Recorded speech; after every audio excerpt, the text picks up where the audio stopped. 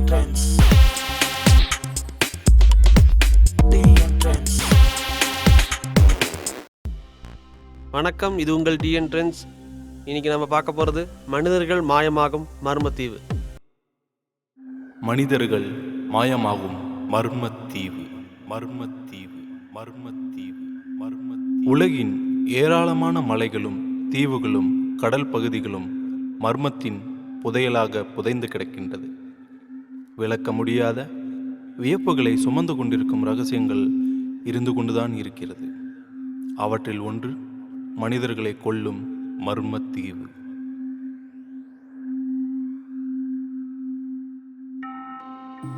இந்த மர்மத்தீவின் கண்ணுக்கு எட்டிய தூரம் வரை விரிந்த ஏரியும் குட்டி குட்டியாக தீவுகள் இருக்கின்றன. இத்தீவில் ஒன்று என்வைட்டினெட். இங்கே காலடி வைக்கும் மனிதர்கள் திடீரென மாயமாகி விடுகிறார்கள். இந்த மர்மத்தீவு கென்யாவில் துர்கானா ஏரி அருகே உள்ளது. துர்கானா ஏரி ருடால்ஃப் ஏரி என்ற ஒரு காலத்தில் அழைக்கப்பட்டது. ஆப்பிரிக்க கண்டத்தின் மையத்தில் கென்யாவின் வடமேற்கு பகுதியில் அமைந்துள்ளது ருடால்ஃப் ஏரி. நீண்டு குறுகலான வடிவத்தில் அமைந்திருக்கும் இதன் பரப்பளவு சுமார் 6475 சதுர கிலோமீட்டர்.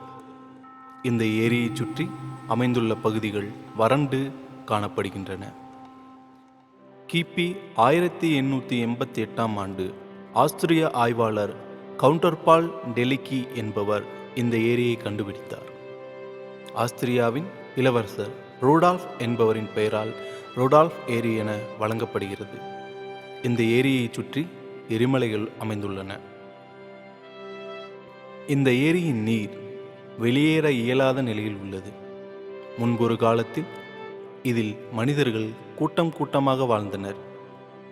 மீன் பிடிப்பது, வேட்டையாடுவது அவர்களின் தொழிலாக இருந்தது என்றும் பக்கத்து தீவுகளைச் சேர்ந்தவர்கள் சொல்கிறார்கள். வியாபாரத்திற்காக பக்கத்து தீவுகளுக்கு வருவார்களாம். ஆனால் ஒரு காலத்திற்கு பிறகு தீவிலிருந்து வெளியே வரும் மக்கள் கொஞ்சம் கொஞ்சமாக குறையத் தொடங்கியுள்ளனர். ஒரு கட்டத்தில் யாருமே வராமல் போனதால் பக்கத்து தீவுகளில் இருந்தவர்கள் சந்தேகமடைந்து அந்த தீவுக்கு சென்றுள்ளனர். ஆனால் அப்படி சென்றவர்களும் திரும்பாமல் போகவே மர்ம தீவாக மாறியது என்வைட்டினெட்.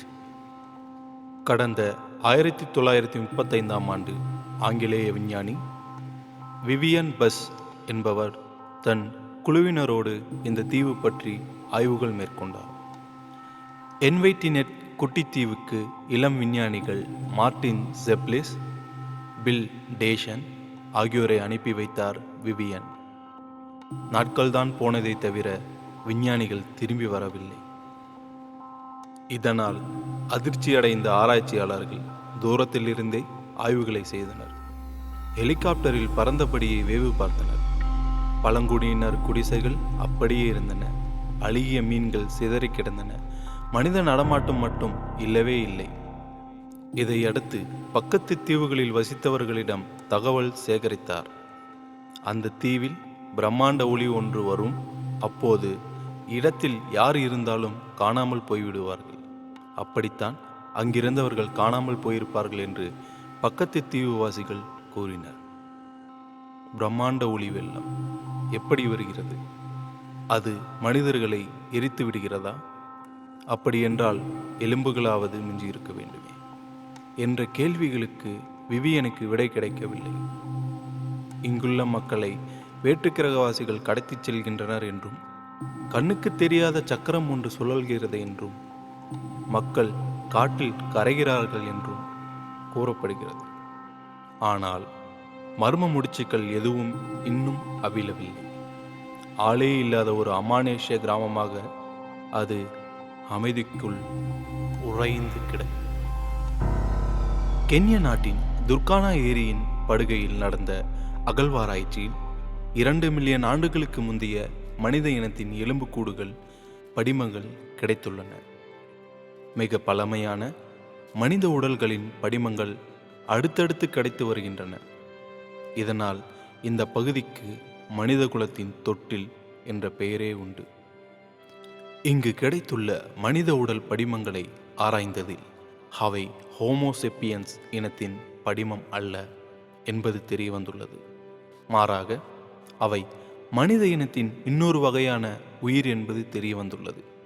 இந்த மனித வகையினரின் மூளை மிக பெரியதாக இருந்துள்ளதும், தலை நீண்டு இருந்ததும், அதே நேரத்தில் முகம் வட்ட வடிவமின்றி ஒடுங்கி இருந்ததும், கீழ்த்தாடை மிக மிக பலமாக இருந்ததாகவும் தெரிய வந்துள்ளது. மனித இனத்துக்கு முந்தைய இனமாக கருதப்படுபவை ஹோமோ எரக்டஸ், ஹோமோ ஹெபிலிஸ். இதிலிருந்து பரிமாண வளர்ச்சி அடைந்தே ஹோமோ செப்பியன்ஸ் என்ற இப்போதைய மனித இனம் உருவானது. ஹோமோ செப்பியன் மனித இனமும் ஒரே காலகட்டத்தில் வசித்துள்ளனர் என்கிறார் மீவ் லீக்கி.